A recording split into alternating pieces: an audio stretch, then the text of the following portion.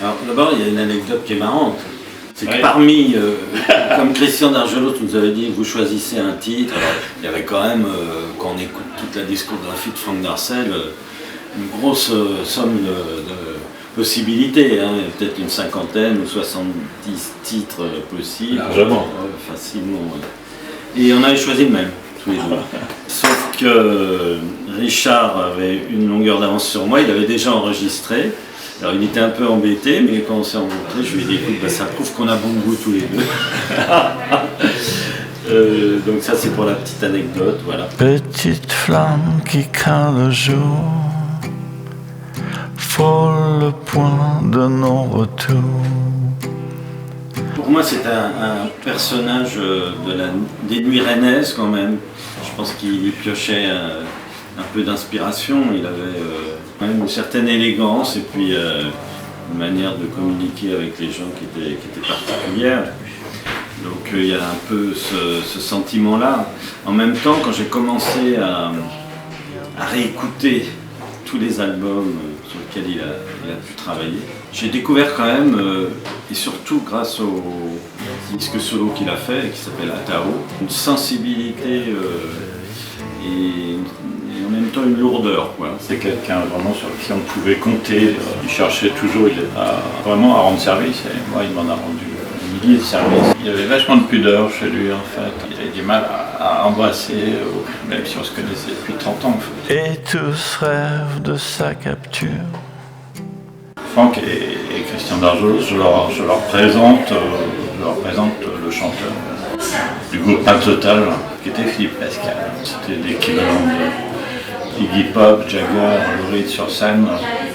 Vraiment impressionnant. Je me souviens encore de rencontre qui a été provoquée suite à un concert de Pain Total Létal. Philippe allongé sur le toit d'une voiture, tout habillé de cuir, lunettes noires, dark shades.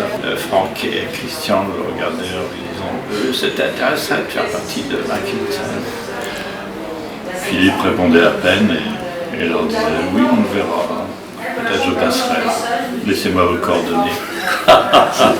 Moi, la première fois que j'ai vu Franck, c'était au Transmusical, pour le premier concert de Marquis de Sade, au premier Transmusical. Voilà, moi c'était un choc parce que je venais du folk et donc je découvrais tout ce nouveau monde pour moi qui était en même temps et musical et visuel. Mon parcours a démarré dans un univers plutôt festif. On faisait beaucoup de tournées, mais c'était très enjoué, on se marrait beaucoup. Et là, je découvrais un univers sombre. J'étais complètement perturbé par ça. C'est ça qui m'a interpellé en fait.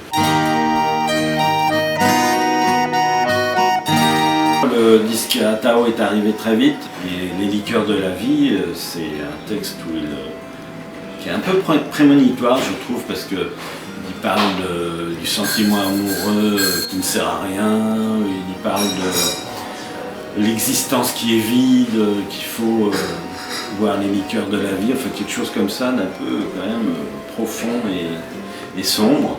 J'ai essayé d'y mettre un autre regard en fait, avec un peu de douceur. Voilà, c'est un album aussi Atao, dont j'ai fait la photo de couverture, qui disait prémonitoire dans Petite Flamme notamment, qui est voilà, qu'est-ce qui nous fait courir, qu'est-ce qui nous fait vivre. Ouais. Et si la petite flamme s'éteint, que se passe-t-il? Ouais. Enfin, ma technique fut de l'écouter beaucoup le morceau, pendant des jours et des jours. Ouais. Et ensuite, je me suis servi de ma mémoire. Dans mon souvenir, finalement, il ne restait que les 4 accords. Finalement, j'ai enregistré le souvenir de Petite Flamme. C'est beau. L'existence est vide, boira-t-on ensemble? On s'empare comme ça de textes ou de musique d'un artiste qui a marqué un genre musical. Je trouve que l'intérêt n'est pas de copier ou de refaire ou remémorer des choses.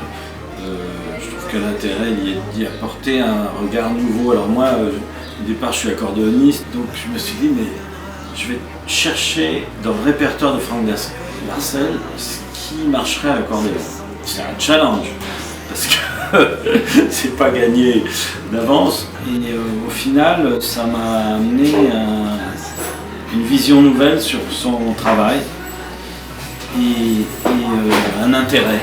Ce qui est génial, c'est la renaissance de Christian d'Argelos qui nous présente, qui est le fondateur de Marquis-de-Sade avec Franck. Tout ça, ça fait de belles choses. Et ça montre que au-delà de tout ce qui a pu être les fractures à l'époque, les fractures musicales à l'époque, finalement, c'est tous retrouvés dans le même bouillon. Et puis ça fait se reconnecter les gens aussi entre nous. Alors certains ne se connaissaient pas, d'autres c'était un peu dispersé. Et là ça a reconnecté un peu tout le monde sur un projet commun. Et ça c'est quand même plus que positif.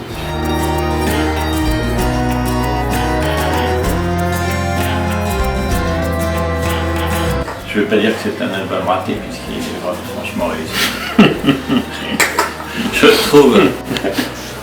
Ça c'est une bonne manière de faire de la promo, je trouve.